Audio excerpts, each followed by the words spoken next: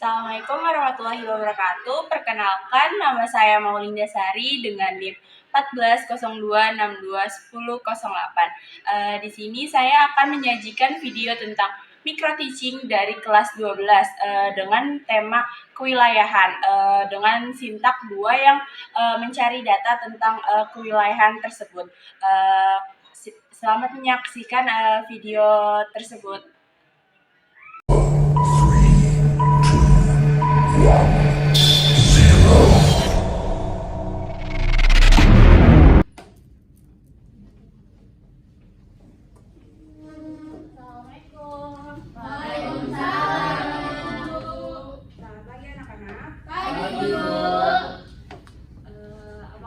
Kalian semua. Alhamdulillah baik. Sebelum kita memulai pembelajaran hari ini, alangkah baiknya kita berdoa terlebih dahulu. Boleh ketua kelas dipimpin teman-temannya? Siap. Alangkah baiknya sebelum kita mulai kelas pada hari ini kita berdoa. Berdoa dimulai. Berdoa selesai. Memberi salam. Assalamualaikum warahmatullahi wabarakatuh. Waalaikumsalam warahmatullahi wabarakatuh. Sebelumnya di sini ada yang tidak masuk? Masuk semua, Bu. Alhamdulillah kalau masuk semua. Ibu senang bisa bertemu kembali dengan kalian semua di sini. Sebelumnya kan kalian pada pertemuan minggu lalu kalian sudah membahas tentang rumusan masalah yang akan kalian kaji di kelompok kalian masing-masing kan ya. Ibu di sini akan melanjutkannya dan sebelum itu kalian boleh duduk dengan teman-teman kelompok kalian masing-masing untuk mencari data atau informasi terkait rumusan masalah dari kelompok kalian tersebut. Oke, kalian boleh duduk dengan kelompoknya masing-masing.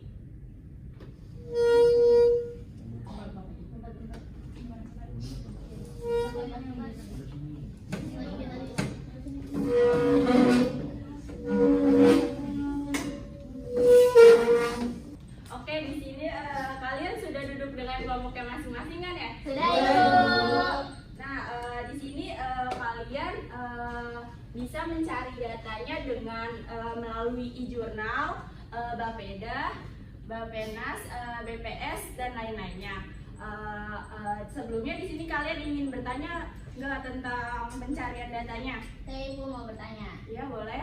Jadi untuk datanya sendiri itu boleh pakai data yang harus banget pakai data yang baru atau boleh pakai data dari tahun-tahun sebelumnya, Bu? Oke, untuk datanya ini kalau bisa pakai yang terbaru. Kalaupun nggak ada yang terbaru, kalian bisa cari 5 tahun ke belakang. 5 tahun ke belakang ya datanya. Oke, baik. Terima kasih, Bu. Sebelum kalian mencari data dan mendiskusikan dengan kelompok kalian, di sini Ibu akan menampilkan video tentang bagaimana cara mengakses data di BPS dan mendownloadnya di BPS. Disimak baik-baik ya, sebentar dulu.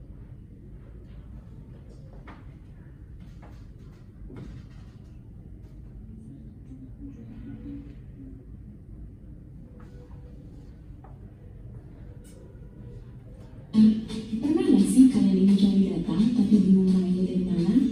Nah, biar nggak bingung, yuk simak video singkat ini. Data-data BPS bisa kamu akses di web resmi www.bps.go.id. Jangan langsung dulu. Begini cara cari datanya. Pada website BPS, kamu akan temukan produk-produk BPS yang dikemas dalam bentuk berita resmi statistik, publikasi, dan tabel statistik.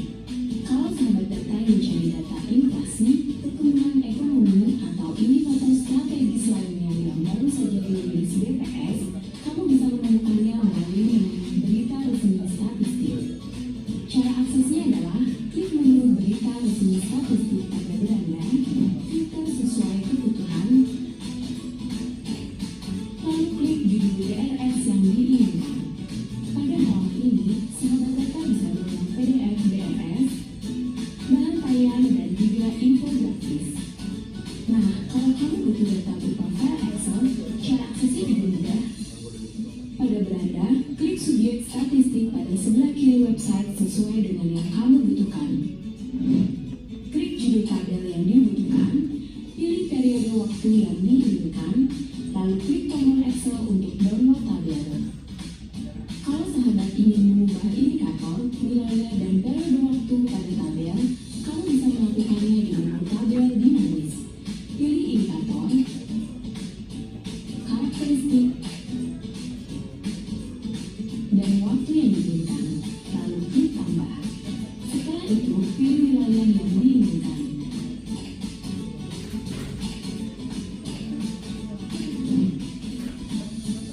Setelah tata letak tabel yang sesuai dengan kebutuhan kamu, klik submit untuk mendengar tabel. Setelah tabel muncul, sahabat data bisa mendownload tabel ini dengan klik tombol unduh data, kemudian pilih format data yang diinginkan. Jika data pada tabel dirasa kurang lengkap, kamu bisa memanfaatkan publikasi BPS. Pada beranda, klik menu publikasi, masukkan kata kunci, lalu klik tampilkan. Pilih publikasi yang dibutuhkan dan klik tombol unduh publikasi. Masukkan email kamu dan klik unduh. Jika publikasi yang kamu cari tidak ditemukan, ubah kata kunci dengan kata-kata lain yang berhubungan. Data yang kamu cari masih belum ketemu juga?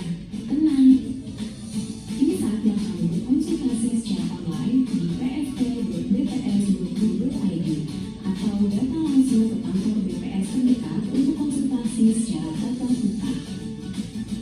Untuk data statistik tertentu atau data pendukung seperti metadata, direktori pasar, KPLI, dan lain-lain, kamu juga bisa memanfaatkan beberapa aplikasi web BPS yang ada di beranda.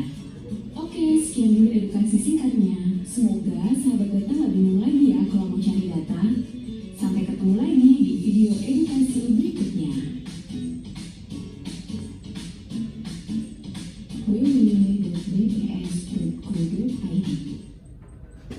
Nah, di situ kalian sudah menonton videonya kan, terkait untuk mengakses data dari BPS dan mendownloadnya. Maka dari itu, Ibu akan memberikan kalian waktu untuk berdiskusi dan mencari data dengan kelompok kalian masing-masing. Oke, boleh silakan kalian diskusi dengan kelompok kalian masing-masing. Baik, Bu.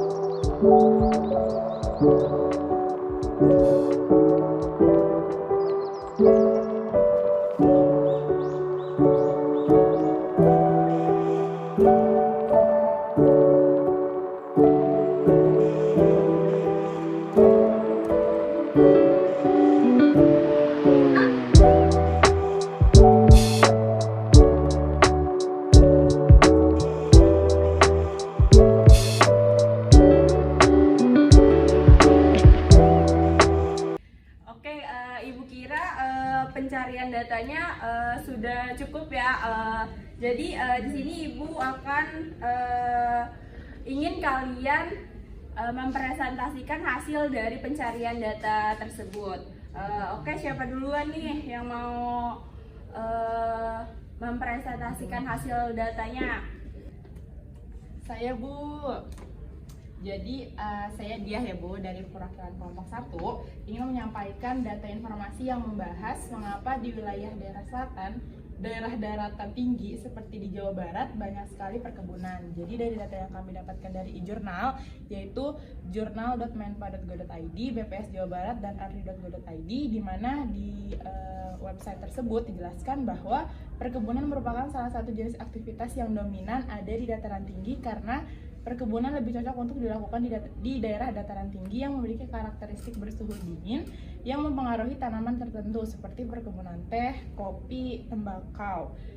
Jadi di Jawa Barat itu kita dapat ditemukan perkebunan teh yang banyak sekali karena masyarakat setempat tahu bahwa tanaman teh ini cocok untuk di dataran tinggi, serta dalam data BPS terdapat data bahwa sebesar 1.081.480 orang bekerja sebagai petani perkebunan pada tahun 2020, di mana kita bisa tahu bahwasannya mayoritas penduduk yang ada di Jawa Barat lebih dominan di petani perkebunan, dan data tersebut mungkin saja bisa bertambah seiring berjalannya waktu. Itu Bu data yang telah kami temukan dari kelompok 1. Baik, cukup bagus ya dari kelompok 1 informasinya. Boleh beri tepuk tangan terlebih dahulu untuk kelompok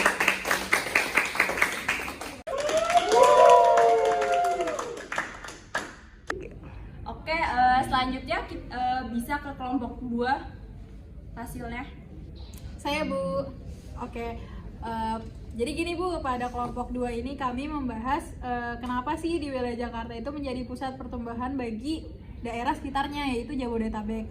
Nah, baik karena kelompok kami membahas itu, maka data yang kami gunakan itu adalah BPS, e-jurnal kependudukan.lipi.go.id dan pustaka ut.ac.id, di mana bahwasanya ada salah satu faktor yang menyebabkan suatu wilayah menjadi pusat pertumbuhan, yaitu wilayah tersebut bisa mempengaruhi pembangunan wilayah lain di sekitarnya. Nah, selain itu, pusat pertumbuhan biasanya itu berperan menjadi pusat pelayanan bagi daerah sekitar. Oleh karena itu, wilayah Jakarta menjadi pusat pertumbuhan ekonomi dan bisnis. Alasannya, saat ini pertumbuhan ekonomi Jakarta sudah lebih tinggi dibandingkan dengan daerah-daerah lainnya. Tingkat pendidikan dan kualitas sumber dayanya Bu, sumber daya manusianya dalam warga Jakarta itu relatif maju dan lebih baik. Serta di Jakarta juga banyak banget lapangan pekerjaan bagi masyarakat yang ingin kerja, serta infrastruktur yang sangat memadai di Jakarta dapat dipengaruhi oleh Jakarta sebagai pusat pertumbuhan bagi daerah sekitarnya. Nah, itu hasil yang baru kami diskusikan tadi Bu. Oke, bagus sekali kelompok 2. Benar sekali bahwasannya pusat pertumbuhan ini ada di kota Jakarta ini, dikarenakan kan kota Jakarta ini memiliki infrastruktur yang sudah cukup memadai dan juga tingkat pendidikannya yang sudah sangat memadai. Oke, selanjutnya bisa kelompok 3 memberikan hasil pencarian datanya. Dipersilakan kelompok 3. Baik Bu, untuk kelompok 3 ini kita membahas mengapa wilayah Pekalongan sering disebut-sebut sebagai kota batik. Sebelumnya kami di sini menggunakan data dari jurnal pekalongankota.go.id dan solopos.go.id, di mana alasan kenapa Pekalongan mendapatkan julukan atau disebut sebagai kota batik tak terlepas dari sejarah, bahwa sejak ratusan tahun lalu hingga sekarang banyak warganya yang memproduksi kain batik.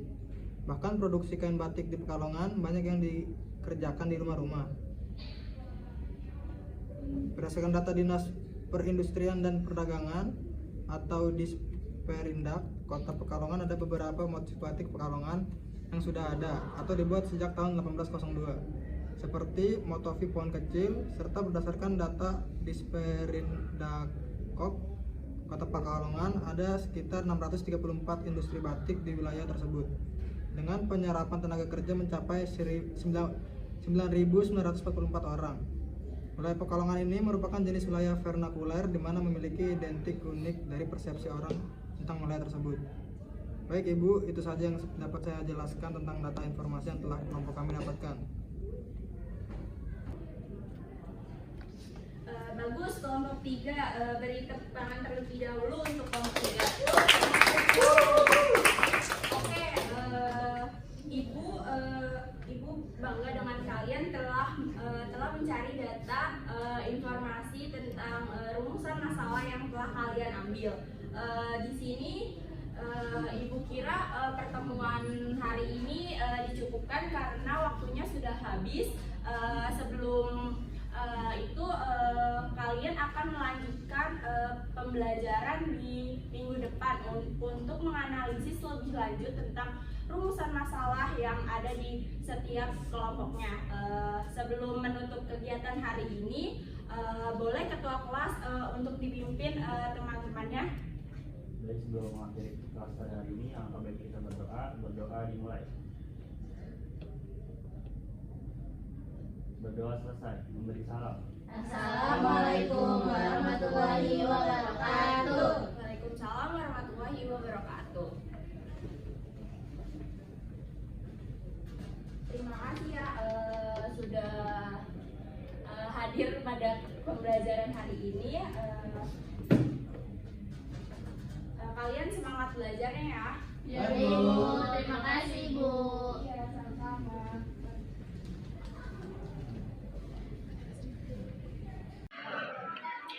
Sekian dari video mikrotisinya yang telah saya buat. Mohon maaf apabila ada kekurangannya. Wassalamualaikum warahmatullahi wabarakatuh.